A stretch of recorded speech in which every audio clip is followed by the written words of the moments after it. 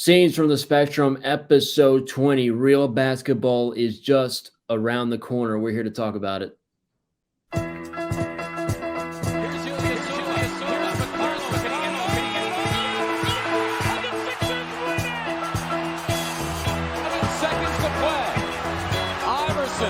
Against Gill, the crowd on its feet. Allen for the win! Yes!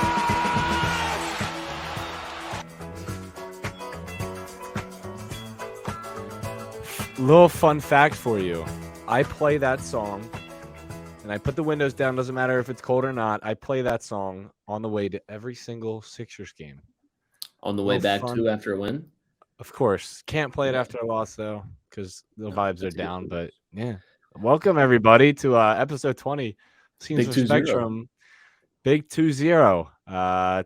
Graham, how we doing today? It's a milestone episode. So I'm doing great, man. We're about 4 hours behind schedule.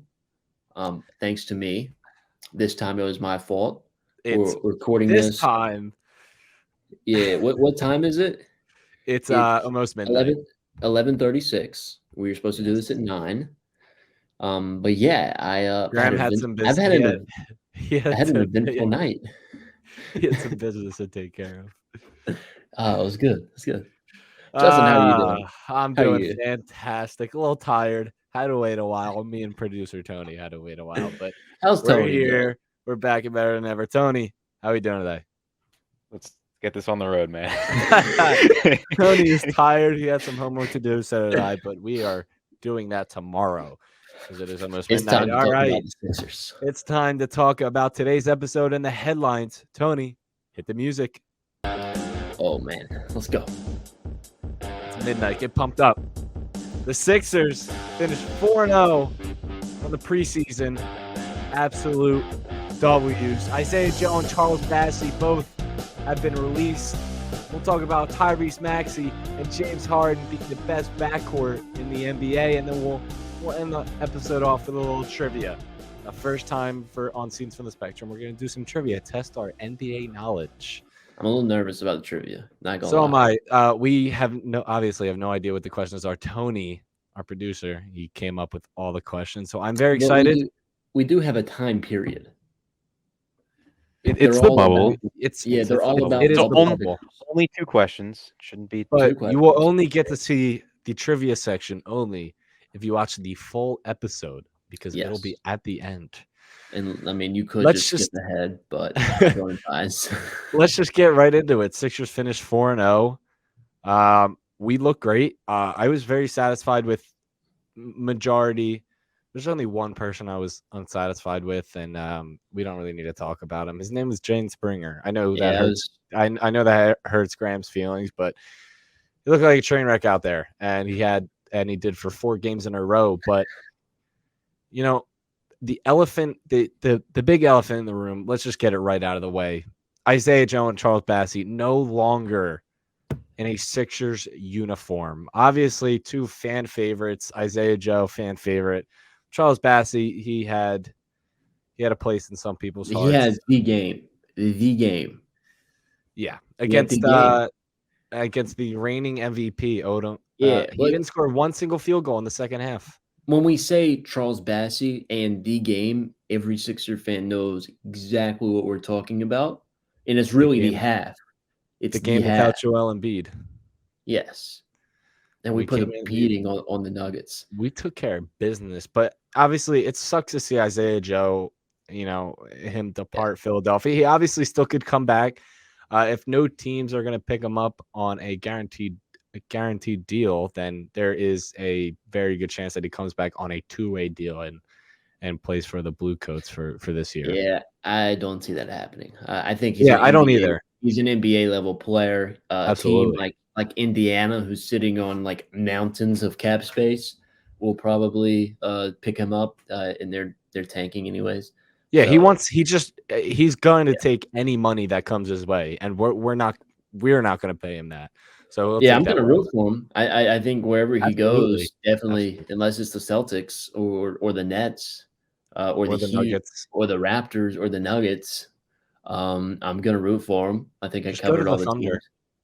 Yeah, like the Thunder, the Pacers, The Trailblazers, maybe.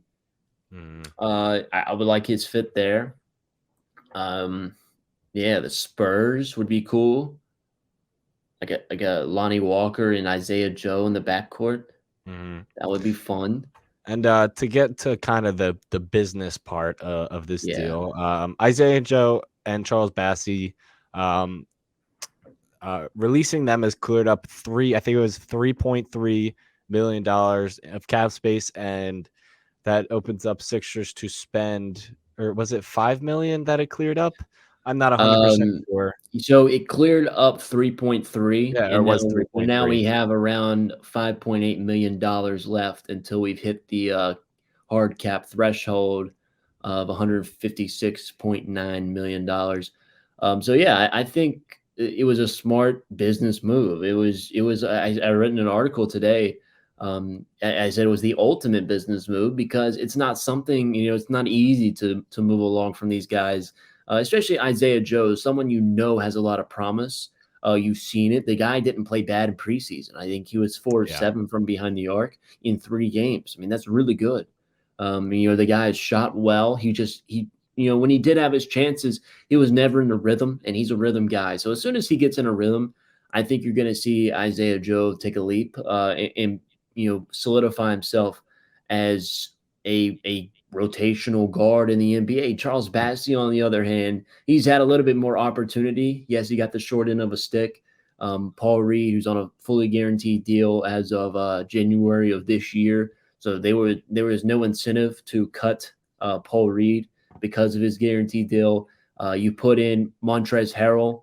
So really, when you look at it, you think that Charles Bassey is a 4-string center at that point, right? Because you have Embiid, and you have Harrell, and you have Paul Reed, but really he's the 5th string because PJ Tucker would be in front of him when they go small ball. So there was no chance that Bassey was even going to play, and there was no need for him to be on the G League team because of his partially guaranteed contract. He did get $74,000 from the Sixers for his time, and he played well in training camp, according to what Doc Rivers said. So I think that even him is going to find himself on a team, probably a 2-way deal. I don't think he's going to get a guaranteed deal at this point. He's got a little bit more to prove. But again, I'm glad you mentioned James Springer in the opening because people were saying, how is James Springer on the roster and Isaiah Joe is not? And I'm glad you said that because don't worry, it'll just be next year when it's James Springer getting cut the day after the last preseason game because that's the way it's looking right now. Yeah, and I saw a lot of people, especially on Twitter, complaining that, Furkan Korkmaz was still a part of this roster. And yes, I get it. Furkan he doesn't contribute as much as you want him to, but that is one of the only tradable contracts on your team. If you need to get a deal done, you gotta send over a couple more $1 million for cap reasons. Furkan Korkmaz is that guy. He takes about $5 million in cap space, and Isaiah Joe and Charles Bassey weren't taking up. They aren't really tradable contracts to where you need to clear up cap space in a trade. Furkan Korkmaz is that guy. So this is 100% a business kind of thing for Daryl Morey, and I wouldn't be surprised he kept Furk to make a trade in this season. And even before we talked about trading or even cutting one of Isaiah Joe or Charles Bassey, it was always the fact that Doc just trusted more than Furkan, more than Isaiah Joe. I mean, even in his press conferences, they'd always circle back to, we like what Furkan brings to the table. And if you use Furkan right, I think that's true. I think if you can utilize Furkan the right way, he's going to be better in an offense for the Sixers than Isaiah Joe would be. But we don't always use Furkan right.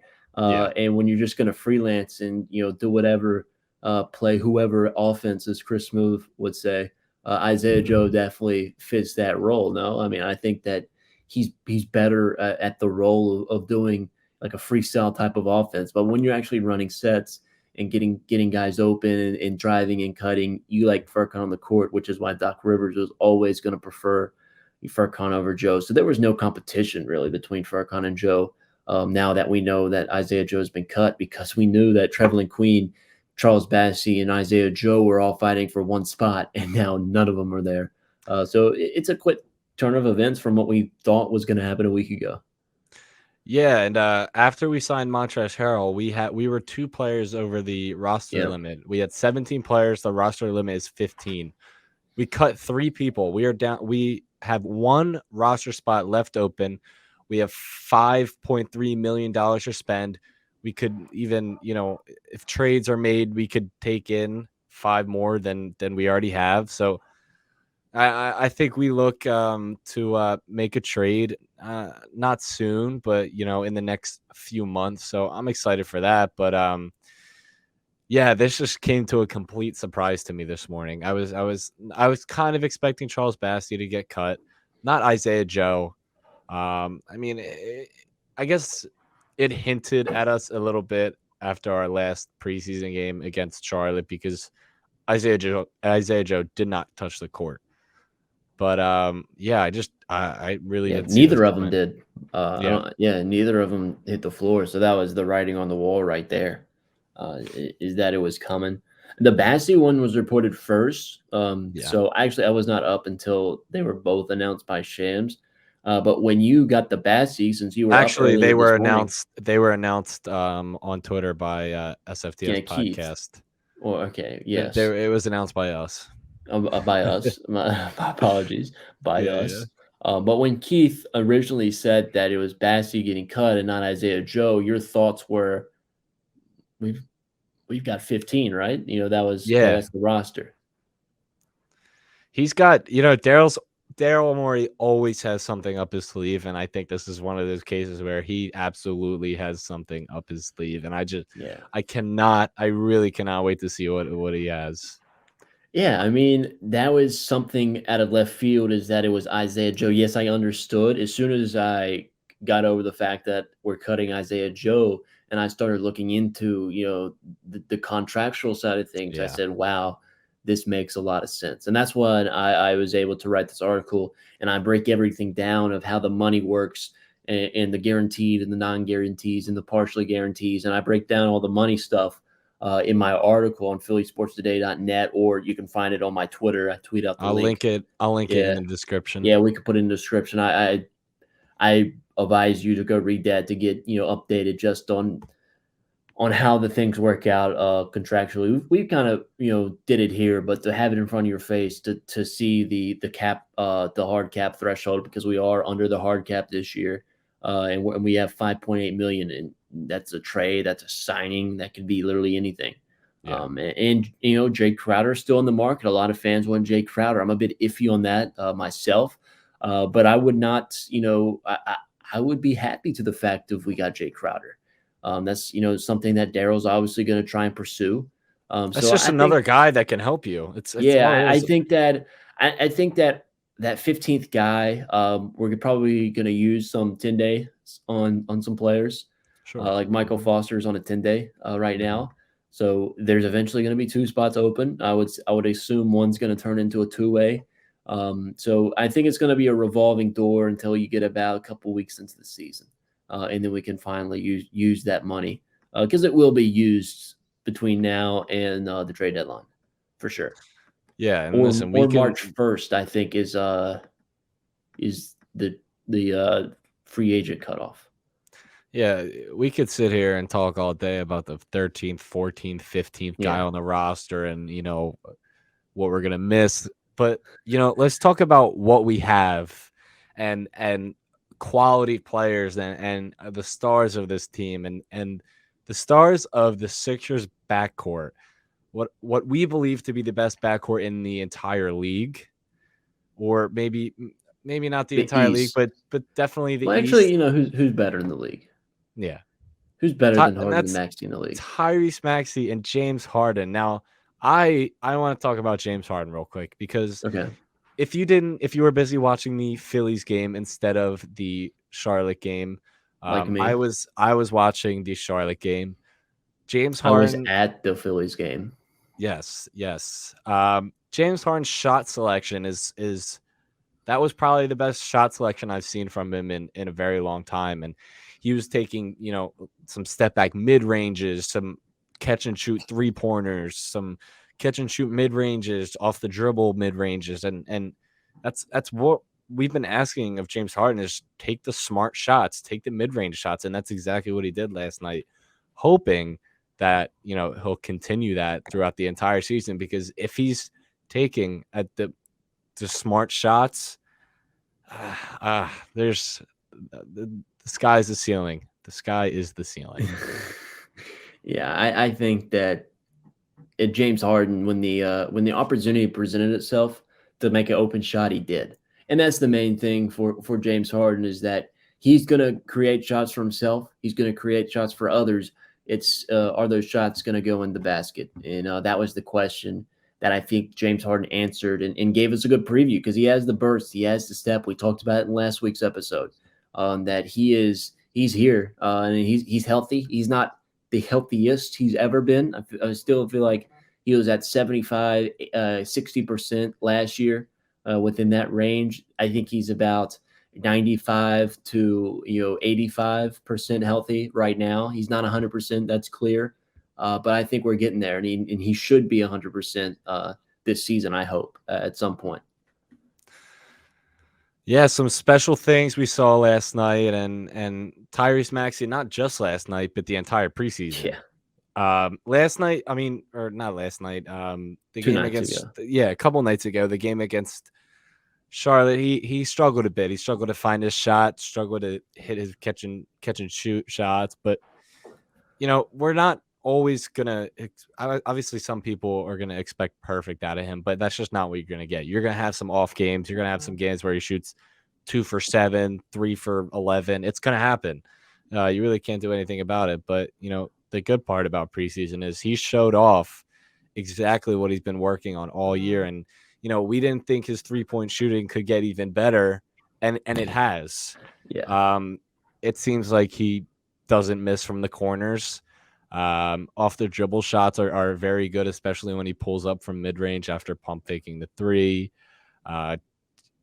He's done a way better job of moving the ball and the skip passes and finding the right guy. I did not expect to see this much improvement out of him, especially after the leap we saw last year. But now, my expectations are an all-star for Tyrese Maxey this year. Yeah, I think he's going to be all-star. I think that he can even make a push maybe for All-NBA third team if, there might be some injuries to some guys.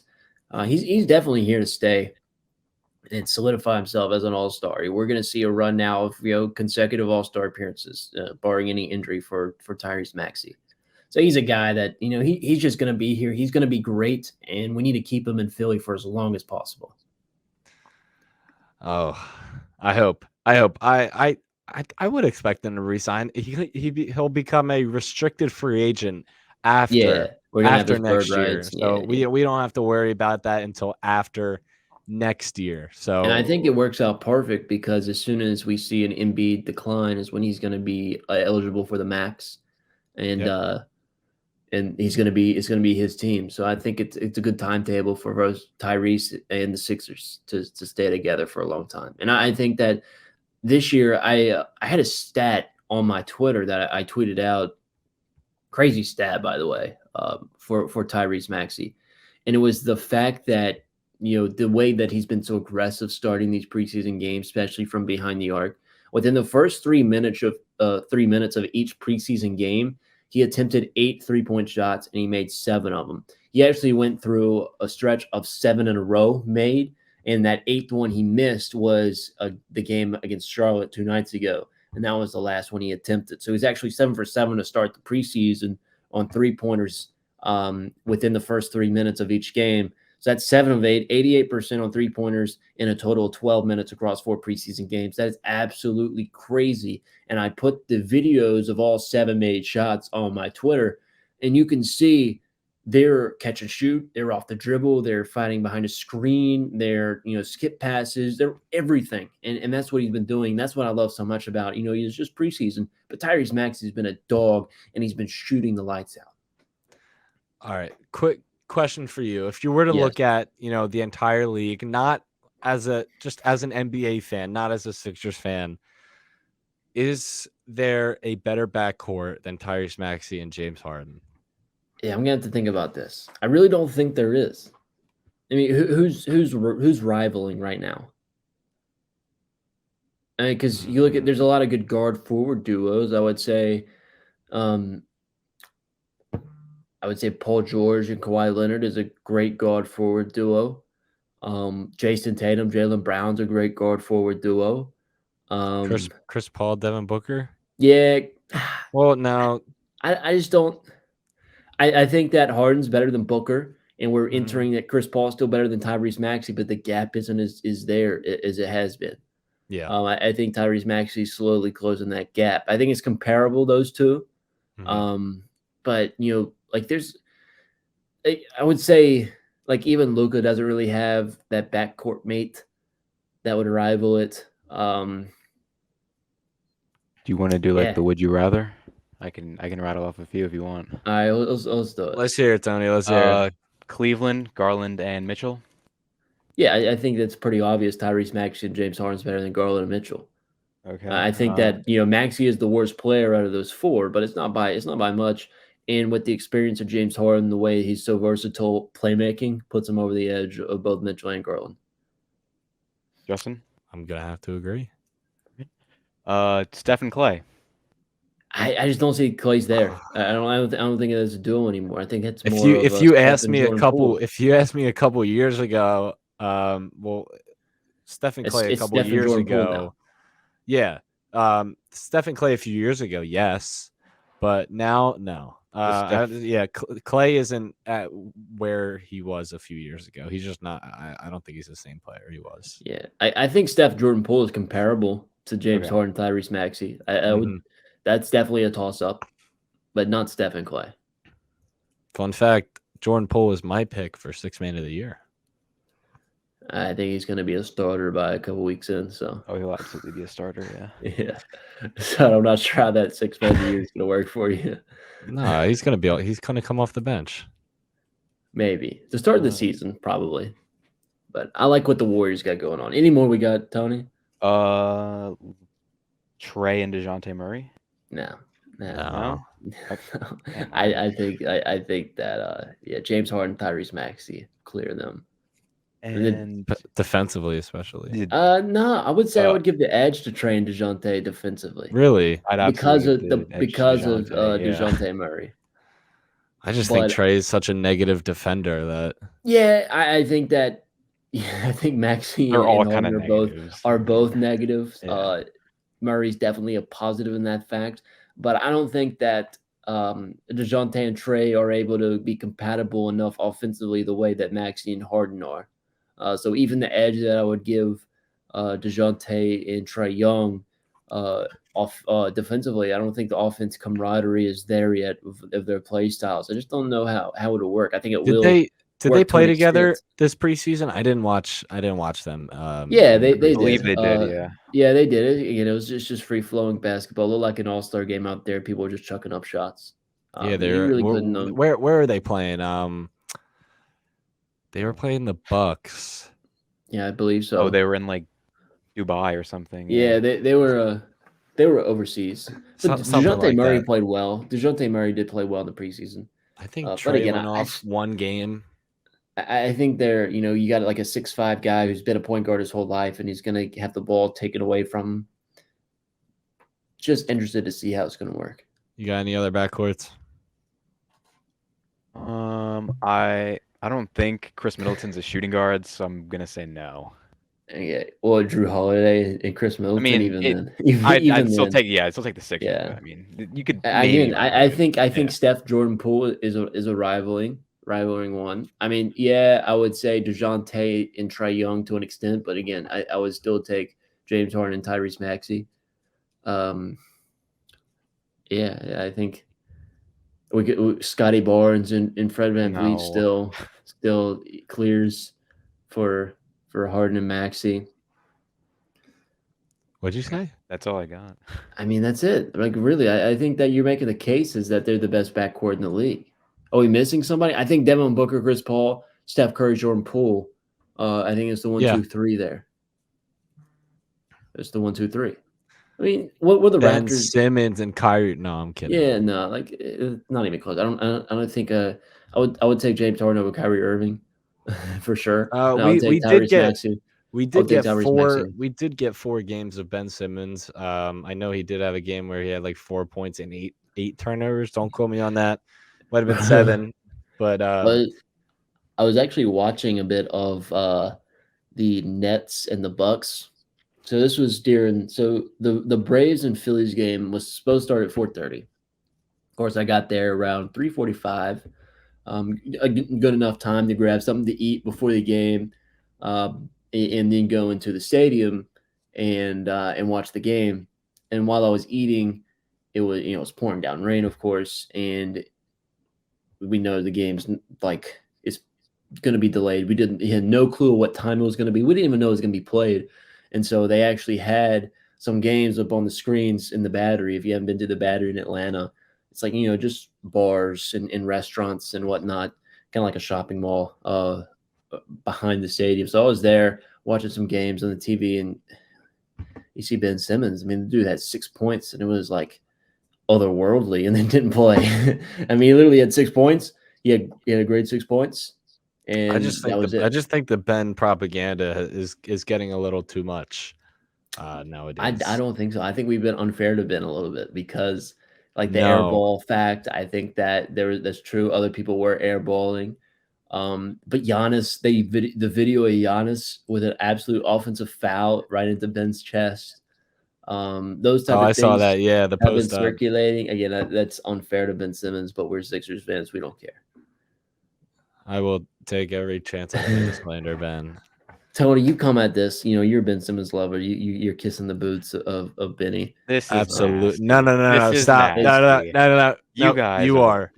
He is Ben Simmons' #1 fan. If you Yeah, guys he didn't is Ben know. Simmons. No. He is Ben Simmons. He literally is Ben Simmons. If you guys didn't know, Well- he looks exactly like an identical They've twin. seen me. They've seen me.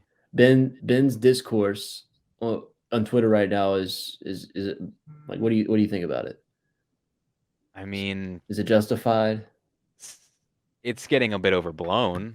I think so too. I would agree. Exactly. I'm usually not here, like here in the space of Ben Simmons in his corner, but I am this time. I feel like he played well for 6 points, and then Steve Nash just said, "Get out of here," from what I saw, and then the game started. So, and I noticed he didn't play again. So, He was playing some pretty good defense. I don't know. moral of the story: He's a good moral of the defender. story, I just think I think things are just Maxey and Hard better. Oh yeah. Yeah, absolutely. 100%. Maxey better. Now, Maxey better. Now is it time for the special time of the episode? Is it trivia time, Tony? Do we have some trivia? We have 2 questions. 2 questions. I'll insert myself in here. Instead of Hello, YouTube. tweets of the day for Scenes from the Spectrum, we are switching it up for this episode. We're doing a little bit of trivia today. All right, Tony, let's do it. hit us with some All right. trivia. And if you guys didn't know, the trivia questions come from the Shout out. Shout out Kobe in the back. Yeah, shout out his dog. Shout out his dog. But these questions come from the Sixers in the bubble. Yes, absolutely. So let's hear it. I got 2 questions for you folks today. Who goes starting first? Are we doing like a buzzer? You guys can go both together. If you want. Together? Okay. Just we'll what's use our your brains buzzer together. word? You What's can- your buzzer word? I mean, I'm just gonna read the question off. All right. No, we need a buzzer word. Biscuits. Yep. There Okay. you go. Biscuits. fair enough. Okay, if you know about Matisse Thybulle and biscuits. True. So biscuits is the buzzer word. First question, including the playoffs, what was the Sixers record in the bubble? Biscuits. Biscuits. Oh, you got I it. heard Graham first. Graham. All right. Okay, so there was 12 8 total games. There was 8 games. Mhm. I'm gonna say we were 4-4 in those games, and then 0-4 in the playoffs. We were 4-8 in the bubble. That's correct. Let's go. Correct. Sorry, Justin. Let's go. That'll be a little quicker, Let's I go. guess. What, I literally were you gonna wasn't guess gonna that, Justin? No. All I didn't enough. even know how many total All right. games we played. I was just gonna wing it. All right. Second question. The Sixers allowed in the bubble 3 35-plus point scores, all in the regular season. of the bubble. No playoffs. Well, who were the 3 players? Biscuits. Okay. You have all 3 or just one? I just got the one.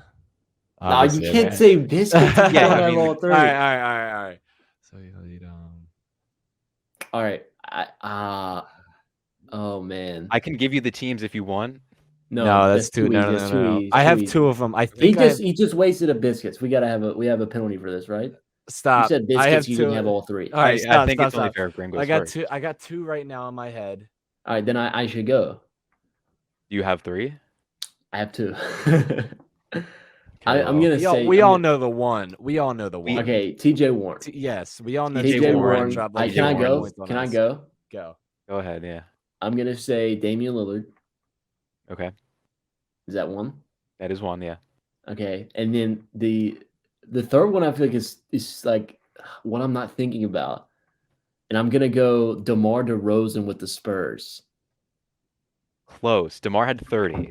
Oh I man! am going to go in our last game against the Rockets, James Harden.